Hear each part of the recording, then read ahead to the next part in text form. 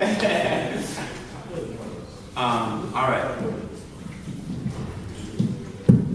right, so good afternoon first and foremost. It's good to be home. It's been since January 1st that I haven't been back home, so it's good to be home. It's good to be here at Brooklyn College, my heart and soul. Of course, I started at BMCC, but Brooklyn College always has this very, very, very special place in my heart. And I'm just truly appreciative for this great opportunity. First and foremost, I want to thank your phenomenal president, Brother Shadiq. Give him a big round of applause. Shadiq has literally taken the organization and surpassed the capability and the capacity that I could ever do. When I came to him, when I was getting ready to graduate, I said, Shadiq, I really want you to take the NAACP and run with it. And he wasn't too sure about it. I was like, I trust in you because I see greatness in you and I know you can do it. And when you're a leader, leaders see other leaders and they don't mind passing the mic and over the baton. So, and that's what it's all about. So I'm thankful that the legacy of the NAACP continued. I tell people it was my job to bring it back after a decade, and it was his job to take it far beyond what I did. So, Brother Shadiq, thank you for doing the great work that you're doing. And I see that you're nominated for Student of the Year and Organization of the Year. Look at that man. The new face of Brooklyn College, I told you.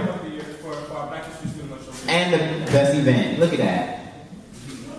And you guys invested in him, and you guys, out of your own free will and consciousness, decided to support him. So that shows the level of leadership that he has. So I'm very proud of you, the work that you're doing. Keep it up. So first, I bring greetings from the city of Indianapolis, where I'm going to be there for 55 days, 16 hours, and 22 minutes. Before I return home, I know it down to the T. And I am currently in the National Urban Fellows Graduate Program at Baruch College. And we have one of my dear friends and fellows from the class of 2015 who came to support. Stephanie, give her a big round of applause for being here. And for those who don't know what the National Urban Fellow Program is, it's a intense, very intense 14-month MPA program where in July 28 I will be receiving my master's degree. So it's amazing how time flies. 1 year ago I was preparing for graduation. I was given X amount of tickets to a lot of my family and friends, and now I have to do it again at Baruch. So I'm just glad that everything is moving. So I do my mentorship in the mayor's office of the mayor of the city of Indianapolis under Mayor Joe Hogsett. So I had an opportunity to be in both administrations. When I came in September, I was under Mayor Ballard, which was an entire Republican administration, which was very interesting and new to me because I'm a New Yorker and I'm a progressive and I'm a liberal and I'm coming into an environment that is totally opposite. Let's not forget, You know what? I'm a black man. So it was definitely different, and I've learned so much, and to the point where I think in 2017 I need to stay tuned for something great. But I'll leave it at that for right now.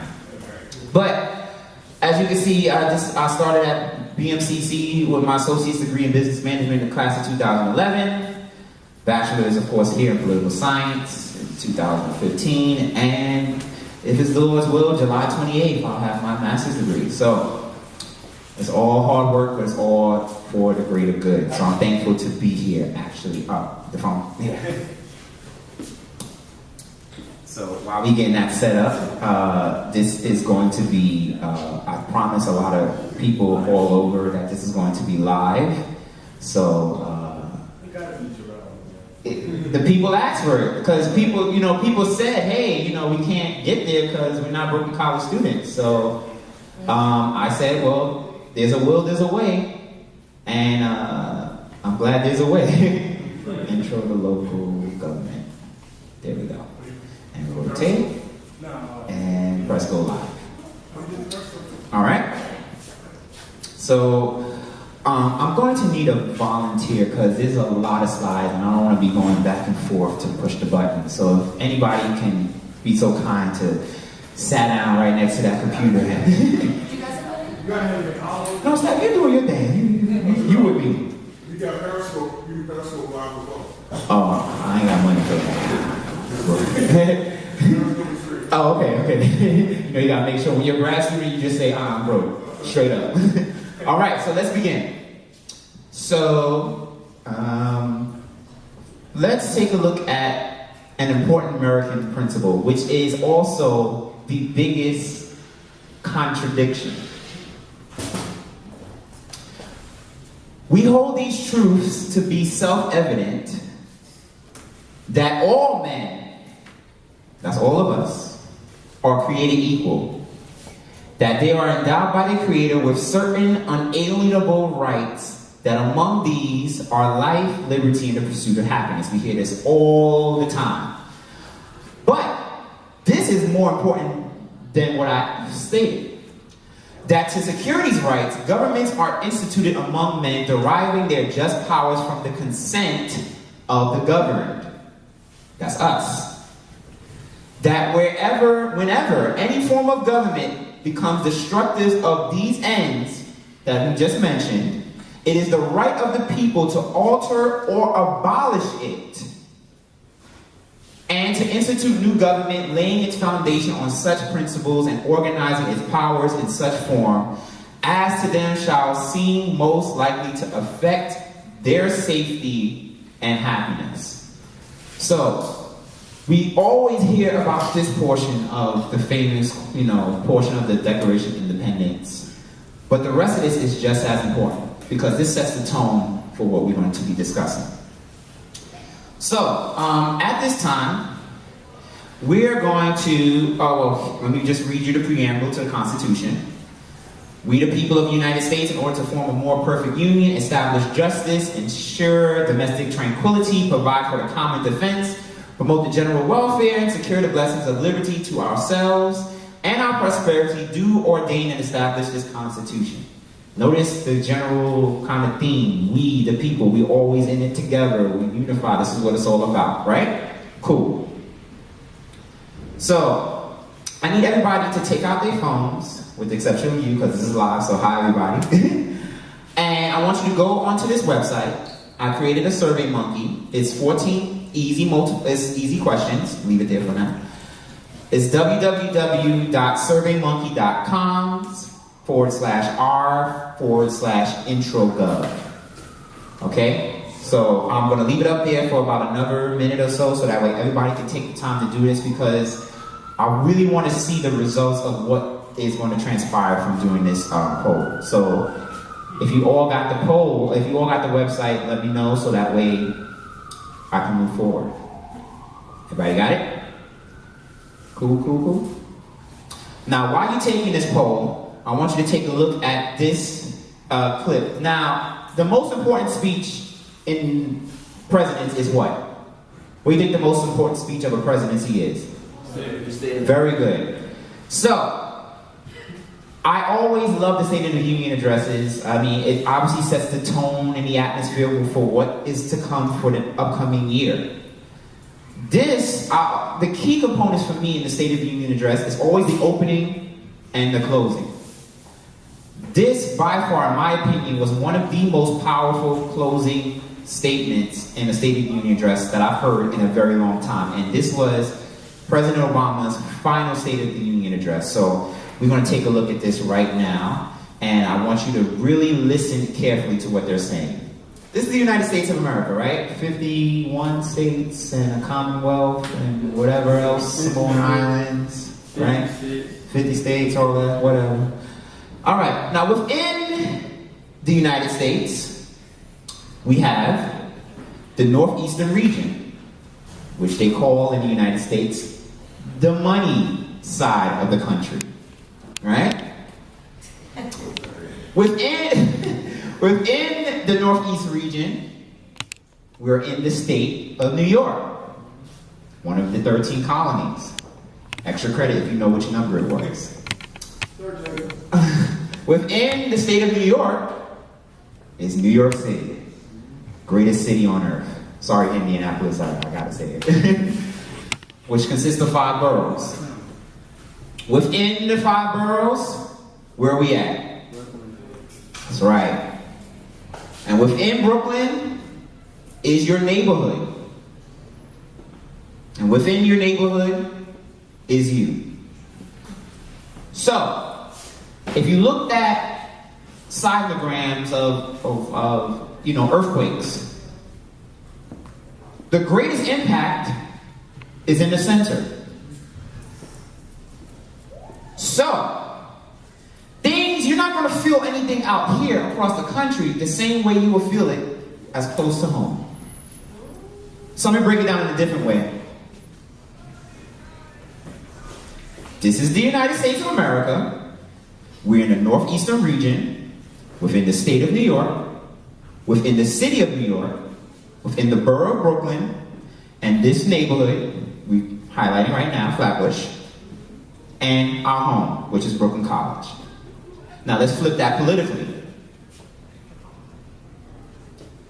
You have the federal government, the President, Congress, Supreme Court. Within that, you have the U.S. Court of Appellate and Districts. Within that, you have our governor, attorney general, state leadership. You have our mayor and the city leadership, city council, your borough presidents, your community boards, then us. What you'll feel up here, you won't feel as in comparison here. We constantly focus here, but we stop right here. So let's take a look. Start from the top. The duties of the president. Some of you already know he's the commander-in-chief. He can, appoint anybody to, with the approval of the Senate, to be secretaries of different portions of the cabinet.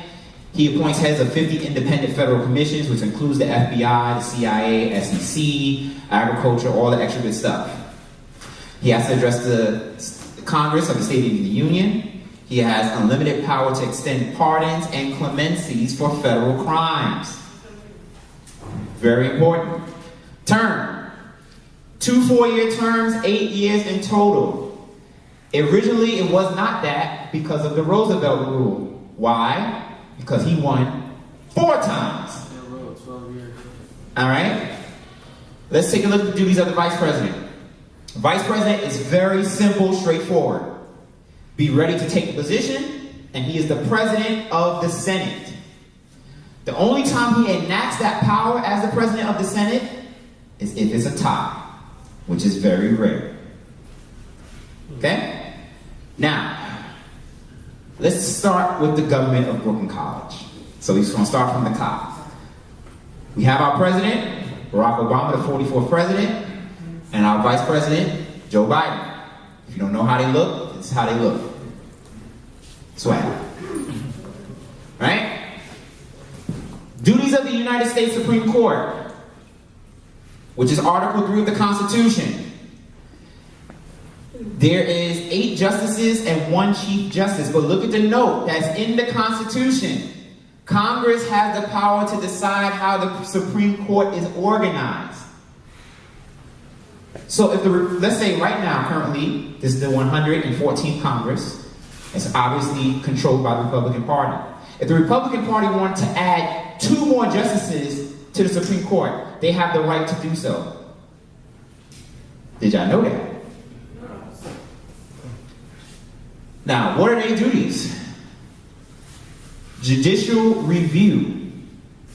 They are supposed to have the ability to declare a legislative law or an executive act that is in violation of the Constitution, to uphold the power of the Constitution. But we know that evolution of judicial review has changed. It's not just judicial review. Whatever they say becomes law, and not just an interpretation. But that's another workshop. So, what are they like? What they terms? Life terms until a justice dies or retire. And currently, these are our United States Supreme Court, with the exception of Justice Scalia, who just passed away. So right now, there are 8 members of the court. And when there is 8 members of the court, and if it is a tie, the plaintiff is the winner. Okay, take note of that. So if you've been looking at some of the Supreme Court cases that have been taking place right now, those have been some major, major victories. Had Scalia been there, the outcome would have been so much different. Especially if y'all been paying attention to the one person, one vote case. So let's see who they are. These are your Supreme Court justices. What does that mean, Bug? All right. So Chief Justice Roberts, and these are the new 2 appointees from President Obama. The first Hispanic woman to serve the Supreme Court, Justice Sotomayor. Now let's break it down. The U.S. Court of Appeals. There are 13 judges led by Chief Justice Katzmann, and there are 6 districts within the 2nd District, which is where we are. We are in the 2nd District, and those districts are District of Connecticut, Vermont, the Eastern, Northern, Southern, and Western districts of New York. And we are currently in the Eastern District of New York, which covers the 5 boroughs. And that's led by Chief Judge Carol Bagley Ammon. So, why is this important? Because if a court case that a plaintiff or defendant doesn't agree with, it goes here before it goes to the Supreme Court. So it has to go here. Let's take a look. Powers of the Congress, the United States Senate. We all know you introduce bills, legislation, you vote on them, you consent to the appointments made by the president. So currently, which appointment is being held right now? The Supreme Court Justice, which is controlled by the Senate. Senate made it explicitly clear they are not going to sit and even have a discussion with the candidate. And they have every right to do so. They can hold an impeachment trial, power to filibuster, which is a tactic to delay or block legislation. Ted Cruz, I think, was on track to breaking the record, I believe. But the bill passed regardless. Term, unlimited 6-year terms with a third up for election every 2 years. So 2016 is a midterm election. This is very, very important, which I will discuss later. So, who are our senators? We have 2 for each state. Our senior senator, Chuck Schumer, he will be speaking at your graduation. Those who's graduating, he's going to use the same speech, I promise you. Ranking member, Rules and Administration, and he is on track to becoming the new Senate Minority Leader to take over Harry Reid. These are the committees he served on: Judiciary, Finance, Banking, Housing, and Urban Affairs. And that's Chuck Schumer. Why is it important to know the committees that he's on? Because any policy that you feel affects you, he's a part of. Let's look at the junior senator, Kristen Gillibrand, who's from Albany, New York. Chuck Schumer is from Brooklyn. She serves on the Environment and Public Works, the Armed Services, Agriculture, Nutrition and Forestry, Special Committee on Aging. And that is your junior senator. Now let's break it down. The duties of the House of Representatives. Pretty much the same thing, but look what's unique. The ability to elect the president if the Electoral College is tied. When did this happen? 2000. But it went to the Supreme Court. It was not supposed to go to the Supreme Court. Had they followed the Constitution, the Supreme Court would have told them to bring it to the House. And either way, Bush would have won, because at that time, the House of Representatives was Republican controlled. They can increase taxes and the spending budget. Very important. Set their own salaries. That's big. So if they wanted to, they can increase their salary by $250,000. And because it's Republican controlled, they can't go against it. Terms, unlimited 2-year terms with a majority, if not all, up for grabs every 2 years to balance the political power of the House. Again, this is a midterm election. All 435 seats are up for grabs. Very important. Who are your U.S. House representative? Well, Brooklyn College is in the 9th Congressional District, and your congresswoman is Yvette Clarke. And she serves on the Energy and Commerce, Small Business, Ethics. She's a member of the Congressional Black Caucus and the Congressional Progressive Caucus. And that is your congresswoman that oversees Brooklyn College. Now we bring it to the state now. Duties of the governor. There's a lot here, but I'm going to highlight just a few. 1, the governor shall have the power to convene the legislature or the Senate only on extraordinary occasions. He can expedite such measures as may be resolved by the legislature and take care that all the laws are faithfully executed. Go to the next one, because the next one is very important. The governor shall have the power to grant reprisals, commutations, and pardons after conviction. You see in movies that key when it's about to be death row, that red phone that's in the death chamber, that's the call that the governor can say, stop it. So that he has a key role. Term in the state of New York is unlimited 4 years. Only 4 states have that, and New York is one of them. Duties of the lieutenant governor. In case the governor, for some reason, can't serve, she serves. And it kind of is similar to the federal government. Continue. She is also in charge. She is also the president of the state senate, which you enact her vote in the event that the Senate is in a tie. Okay, let's continue. So this is your governor and lieutenant governor, Andrew M. Cuomo, who was the 56th governor of New York, Lieutenant Governor Kathleen Hochul, the 77th lieutenant governor of New York. So these are the people that the state has elected to serve as the CEOs of the state. Duties of the state controller. This is the money person. To audit all vouchers before payment, to audit the accrual and collection of all revenues and receipts of the entire budget of the state of New York. The top 4 budgets in the entire country are the federal budget, the state of California, the state of New York, the city of New York. Everybody else has less than that. The current city budget is $79 billion. Current state budget is $181. So imagine how that's power all within itself that the state of New York and the city of New York has. Term unlimited 4 years. Who is our current state controller? Mr. Thomas DiNapoli. He is the 54th controller of New York. Let's bring it down some more. Duties of the New York State Attorney General. Supervision of the accounts of any political subdivision of the state. And he can assess pretty much any organization or any agency within the state of New York if he sees or she sees there's something wrong.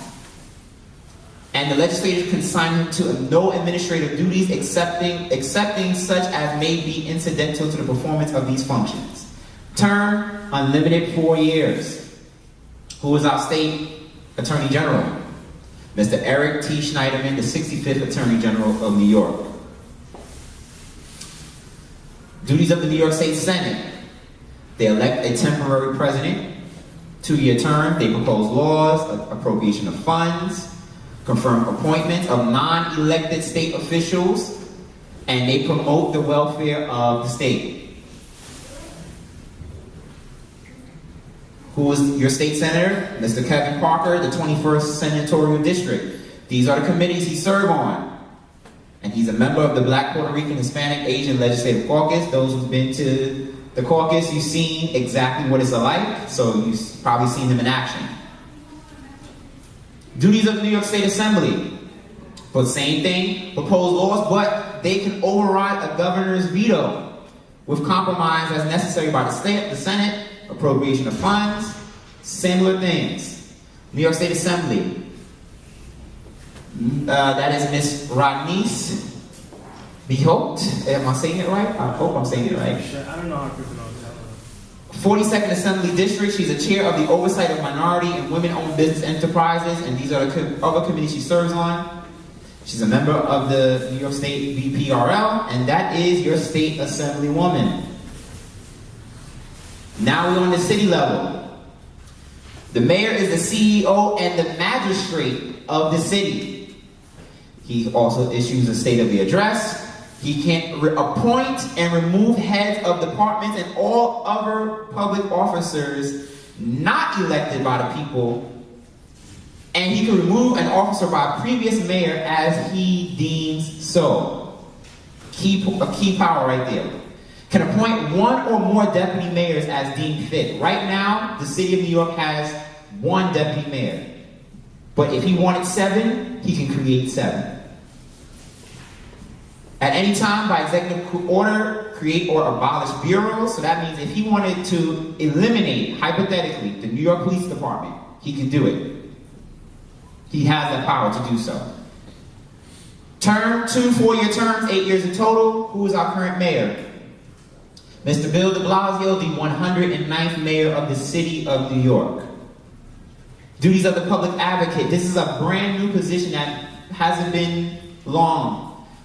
She participates in the discussion of the council, but she cannot vote. She monitors the operation of the public information, review complaints, create proposals and city's response to such complaints, investigate and otherwise attempt to resolve such individual complaints except for those which another city agency is required by law to interfere, and she can review the programs of all city agencies.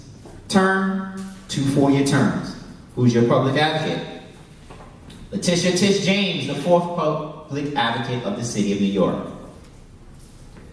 Duties of the New York City Controller. Pretty much a similar thing as the state controller. Pretty much advise the mayor and council on the financial condition of the city, audit and investigate all matters relating to the affecting the finances of the city, including without limitation the performance of contracts and the receipt of expenditure of all funds. Term, 2 4-year terms, 8 years in total.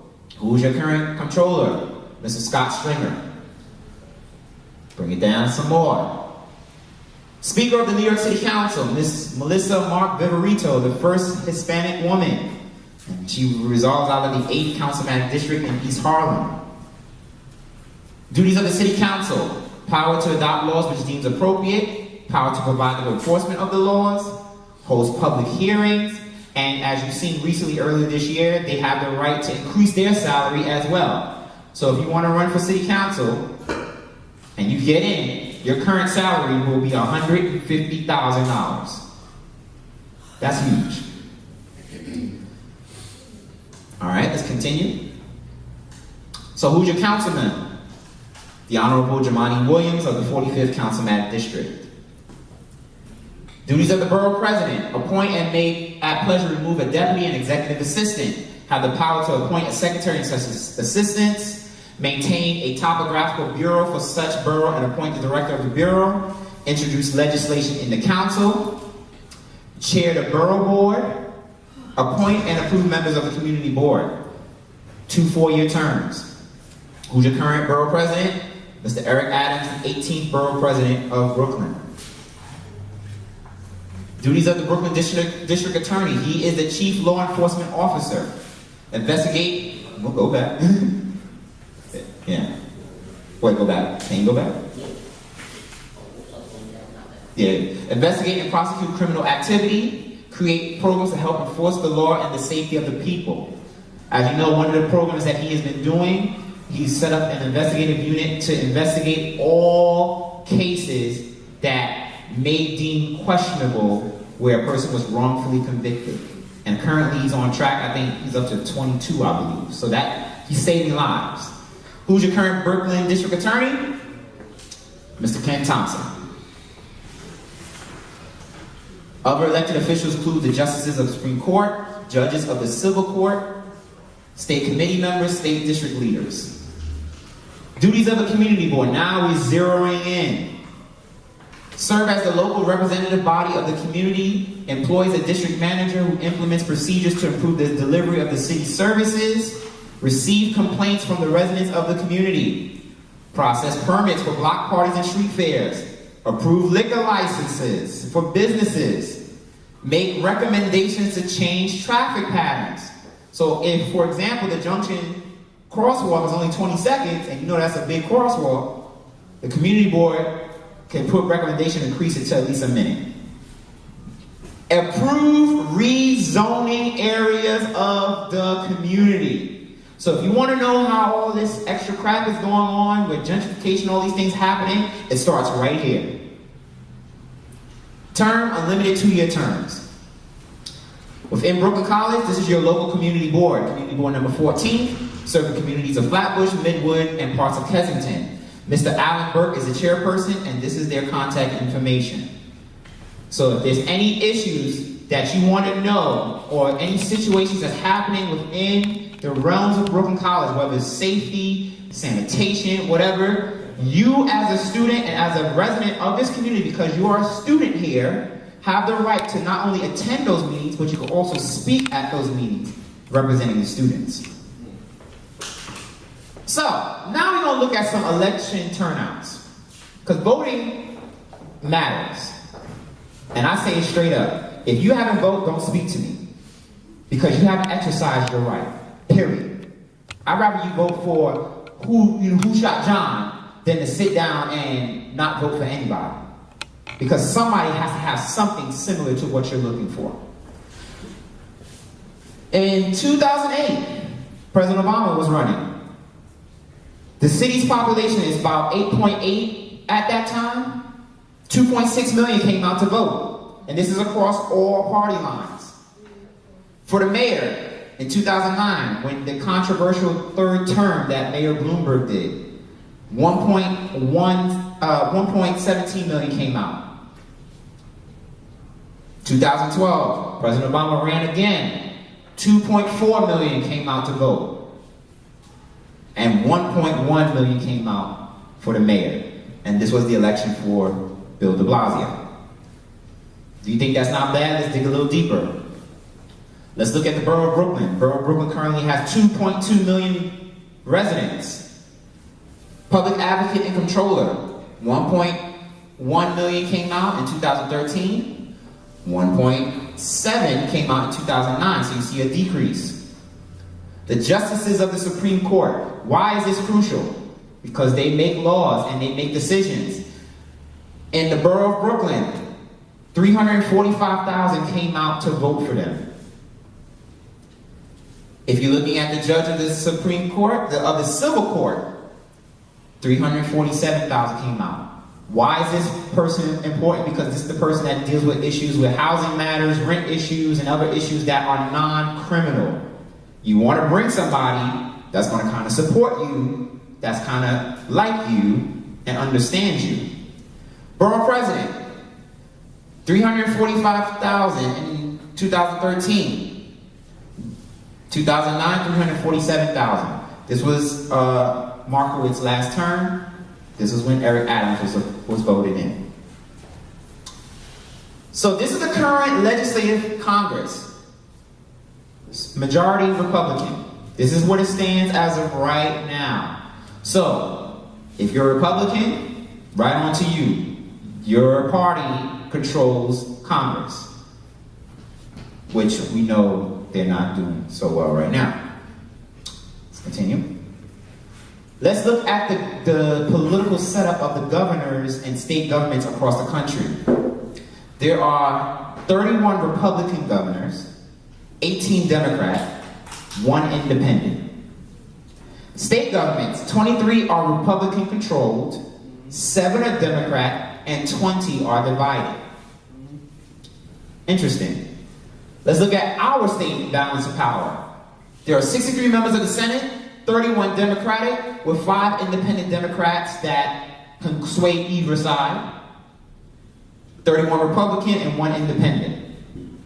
There are 150 members of the Assembly, 103 are Democrat, 43 are Republican, 4 are vacant. So on the Assembly side, it will forever be Democratic because of the projection of how people are registering in the state of New York. Let's look at the city. There are 51 seats in the city council, 47 are Democrat, 3 are Republican, 1 is vacant. Because of the projection and the progressivism of what we have, it will always be Democratic. Congressional election turnout. 101 in 2014, 238,000 in 2012, and 117,000 in 2010. Now, if you don't know, an assembly person, a person that's elected to the assembly is in charge of on average, 100,000 residents within the assembly district. On the state senate side, it's 300,000. On a congressional, you're looking at anywhere from 500 to 700,000. This is terrible numbers. Let's continue. Let's look at the state senate election turnout. Remember what I shared with you. This is the state senate, 300,000 within the 21st district. Look at the numbers. They speak for themselves. Terrible. Look at the assembly, 100,000 within the district.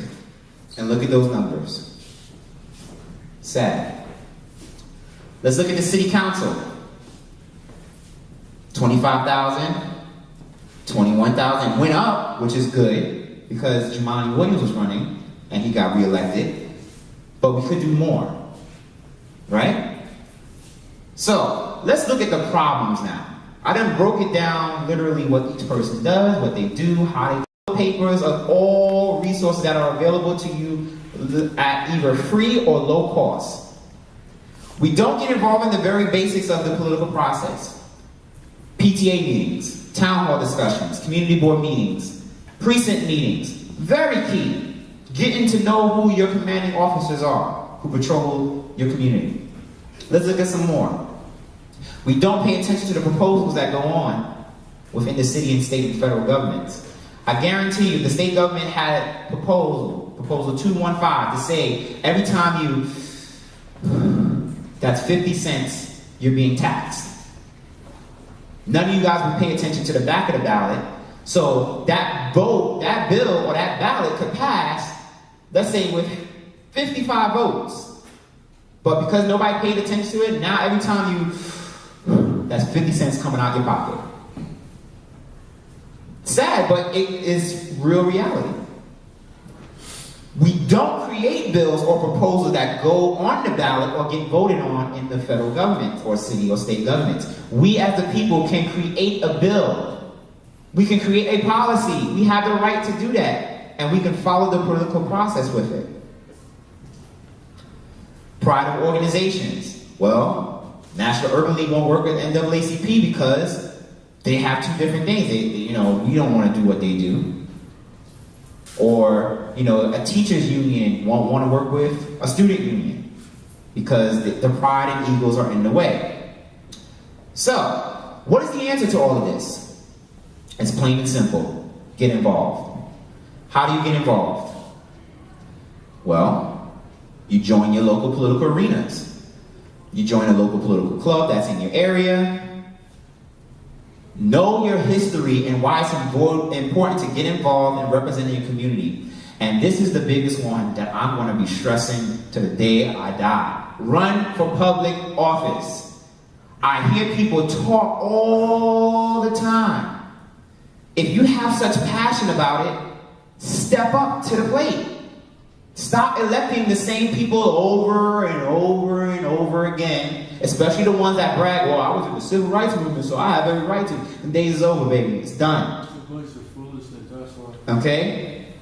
Run for public office. Let's take a look. Let's look at the African American political leadership throughout the entire U.S. history. One president, 2 Supreme Court justices, 9 U.S. senators, approximately 137 members of Congress, 4 governors, 4, and one just happened because of a scandal, and that was Governor Patterson, and 43 mayors of cities with populations of 50,000 or higher. These are terrible numbers. We got to step it up. So, run for office. President of the United States, I don't care what anybody says across media. You follow the Constitution. You're 35 years old, you're born a citizen. That's it. Want to be a senator? 30 years old. Be a citizen, 9 years. Want to be governor? 30 years old. Citizen. Want to represent Congress? Be 25. Anybody 25 and older right now? You can run for Congress. Yes. I'm running next week. I want everybody to vote. Anybody 18 and over, raise your hand. You can run for state senate or state assembly right now. I mean, following the paper protocol. But you can do it. I'm 30 years old. I can run to be a senator right now. If I really wanted to. Run. Do it. So, let's take a look. To be the mayor of the city of New York, and I kid you not, I discovered this by calling the Board of Elections, and they told me this verbatim. 18 years old to be the mayor of the city of New York. City council, same thing. Borough president, 18. You want to be a money person, you're good with money? You want to handle a $79 billion budget? Be 18 years old. And a resident. Want to be the public advocate? Same thing. They make it easy. And the law hasn't changed. Anybody heard of the Green Book? The Green Book is the quote-unquote Bible of the city of New York. You want to know the who's who in the entire New York City structure? It is free. All you have to do is go online, Google Green Book NYC. It will give you the breakdown of each agency, who leads it, their staff, where they're located, the hours of operation, so on and so forth. You want to know who is the local parks department director within this area? Look at here. Let's look at Mayor's Management Report. This is a report of each agency that is within the city of New York and showing you how it's doing. So let's continue about how you're getting involved. This is so key. Know and research your current elected officials. Some of us don't even know who they are, where their offices are. Anybody know where Jamell Williams' office is? Where is it? Near 23rd Street. 23rd Street? It's near there. It's Incorrect. Anybody?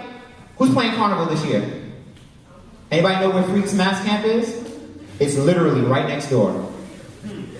So while you get ready for your jump up, you can go right to your councilman's office and find out information. Literally right next door. On 46th and Avenue D. Know and research all candidates that seek your vote. I'm telling you, this is a big year. So guess what? On the federal level, you're going to be flooded with emails and letters and flyers and posts and whatever. Know what they're about. I'm sick and tired of hearing people right now, I'm going to vote for Hillary because she's a New Yorker. The child was born in Chicago, Illinois. And she lives in Chappaqua, New York. Not New York City. Well, I'm going to vote for Bernie Sanders. What? Bernie Sanders was born in Brooklyn. Yes, he was raised in Brooklyn, but he's a senator in Vermont. He moved to Vermont. Know the research of what they do and who they are. Don't let them swindle you. And they should match your needs of what you want in your community. So next year is a big city year. You run for city government, they're going to be coming to you. Right? You want to know what they're about. Know the history of each political party. How many of you all know that the Republican Party in its past time did more for the African American race? Good. And do you know why they made that switch? Extra credit. You can research that one. Know the key power players in your community. At any given time, I can call my 77th local precinct commander. That's power. Because I attend those meetings, or I've been to them and I see what they're talking about. And if we're at the table, especially because crime or police affects us, they hear our voices and they can do something about it. Let's continue. How do we get involved? We train and teach the community on the importance of voting. Why is it important?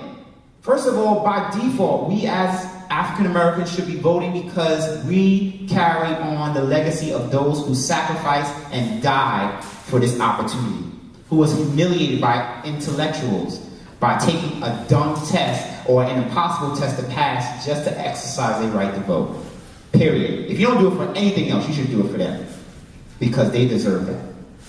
Utilize the economic, political, and educational resources that are a part of your community. Learn the history of your people and the sacrifices that they made to society.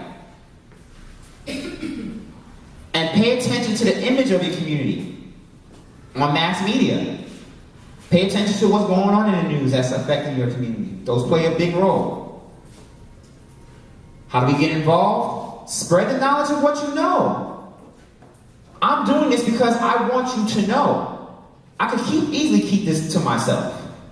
I want you to know because I want you to be politically empowered. I'm telling you, politics affects everything. Do not let that notion fool you. It affects everything. Everything that you do. So get involved. And don't be afraid to stand up. Put pressure on your elected officials to take a stand on real issues. Let's look at this. Think about the last 10 violent police encounters within this community or within your respective community. Think about the last 10. How many times has your elected official came out to say something, let alone get his colleagues or her colleagues together to make action happen? Nothing at all. That's a problem. Nothing at all. Did you know you can attend these meetings? By law, it's open to the public. You can attend a city council meeting. It's open to the public. This is the upcoming schedule for April 21st. So, higher education. Who's the committee chair for higher education? Who knows? Councilwoman Inez Barron. She was the one that stood on the front lines when Governor Cuomo wanted to cut that $250 million. She was the one that was on the front lines getting arrested for you. And because of her work and the work of the USS, it was frozen. You want to know what she's talking about? You can go to that meeting, 10 o'clock a.m. If you want to speak at that meeting, and you can get the meeting details of what they're going to discuss, you can speak at that meeting and testify. So your word will be on public record to say whether you're for or against whatever the situation is at hand. Same thing on the federal level. Unless it says closed, you are allowed to attend, and if you want to speak, you can go and bring your behind down to Washington, D.C. and speak. Same thing on the Senate side. These are the committees that's coming up. You can be there to listen in on what they're talking about. Take advantage of it. State Senate, same thing. These are the things that's coming up. See what they're talking about. And if you can't see what they're talking about, there are state government networks that you can go on. C-SPAN, there's a state assembly channel, there's a New York City channel that you can go and check out. So let's look at the 2016 presidential candidates. There's currently 3. 37 delegates to win the nomination. Currently, Donald Trump is in the lead. Ted Cruz, the senator, 505. John Kasich, the governor of Ohio, 143 delegates. Let's look at the Democratic side. Pay attention to the numbers. 2,383 to win. Currently, 1,279 delegates. Bernie Sanders, 1,027. This is excluding the superdelegates. What is a superdelegate? An unelected delegate who is free to support any candidate for nomination. So as of right now, Clinton has 469, Sanders has 31. When is the next primary? Ours, April 19th. Get out and vote. Also, pay attention to the special election. So if you're a part of these assembly districts, you need to see who the candidates are. And do your research and make a decision. 2016 midterm election. The balance of power is at stake. In the Senate, 24 Republican and 10 Democratic seats are up for grabs, which is 34 in total. For the Democrats to regain back the Senate, they need to win 5 seats. In the House, all 435 are up. But if the Democrats want to regain back the House, they need to win 30 seats. It's just simple. So why must we continue? What's the point of me saying all of this? I'm not out here just blabbering my gun because I'm saying it. I'm saying it because we owe it to them. The people that was on the fields toiling cotton every day in the hot sun, hoping for a brighter future. Why must we continue? So we don't have to go back to these stages where the second floor is for whites and the third floor is for color. Why must we continue? So strange fruit won't be seen as food, but as individuals who are just simply walking down the street, looking at somebody, or just minding their own business, but because of the color of their skin, they were not only intimidating, but intimidated. Why must we continue? So we won't be a spectacle and be an admiration of what we're doing. This shouldn't be. And in today's society, that dark side is beginning to come up explicitly. It was dormant, but a certain individual brought it back up. Why must we continue? Because people who carry the flag and the symbolism of what it means contradicts itself by attacking another citizen. All in the name of truth, justice, and the American way. Why must we continue? So we won't be seen as toys for animals and not looked at as citizens, let alone human beings. Why must we continue? Friend Matilda. And people like him whose stories was not told. Why must we continue? So we wouldn't have to get watered down no more. We must fight this fight because I know damn well I couldn't be alive if I was there. Couldn't do it. Why must we continue?